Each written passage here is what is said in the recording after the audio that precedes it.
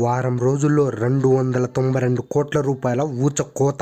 ఒక రీజనల్ సినిమాకి ఇది ఒక ఆల్ టైమ్ రికార్డు. ఇక మెగాస్టార్ మనశంకర వరప్రసాద్ గారు ఈ సినిమాని రీజనల్ ఇండస్ట్రీ హిట్ అవ్వడాన్ని ఎవ్వరూ ఆపలేరు. ఈ సినిమాకి కేవలం వారం రోజుల్లోనే దాదాపు 300 కోట్ల రూపాయల గ్రాస్ వచ్చాయంటే వరల్డ్ వైడ్ గా ఇది మామూలు విషయం కాదు. 300 కోట్ల రూపాయలు వచ్చేసాయి. ఇక సినిమా రన్ అయిపోయింది అని అనుకునేరు. ఈ సినిమాకు ఒక పెద్ద లాంగ్ రన్ ఉండబోతుంది. ఇలా ఎందుకు అంటున్నానంటే ఈ రోజు మండే పీక్ వర్కింగ్ డే అన్నమాట. అయితే ఇటువంటి వర్కింగ్ డే రోజు కూడా ఈ సినిమాకు దగ్గరగా గంటకు 8,000 టికెట్స్ కు పైగా బుక్ అవుతున్నాయి బుక్ మై షో ద్వారా.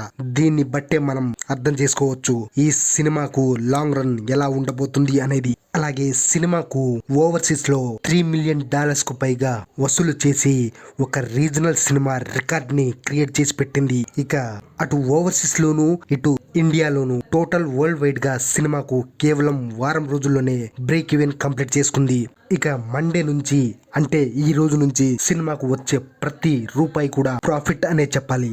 ప్రతి ఏరియాలో కొన్న డిస్ట్రిబ్యూటర్ అలాగే ప్రతి ఒక్కరికి లాభాల పంట అన్నమాట. సినిమా రిలీజ్ అయిన దగ్గర నుంచి పండగ వరకు వరుసగా కలెక్షన్స్ పరంగా పెద్ద నంబర్సే పెట్టింది. పండగ అయిపోతే సినిమా రన్ కొంచెం స్లో అవుతుంది అనుకున్నా కానీ ఏమాత్రం ఆ జోరు అనేది తగ్గడం లేదు.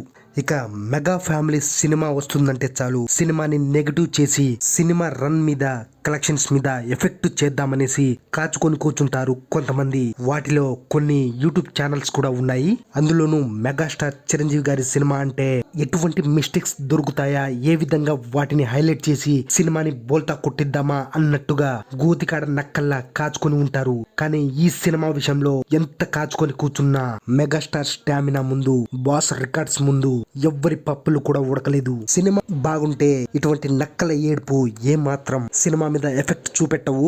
ఆడియన్స్ థియేటర్ల తాకిడికి సినిమా కలెక్షన్స్ కి ఎవరైనా సైడ్ అయిపోవాల్సిందే. మొత్తానికి బాస్ ఇస్ బ్యాక్ అని మళ్ళీ మెగాస్టార్ గారు నిరూపించారు.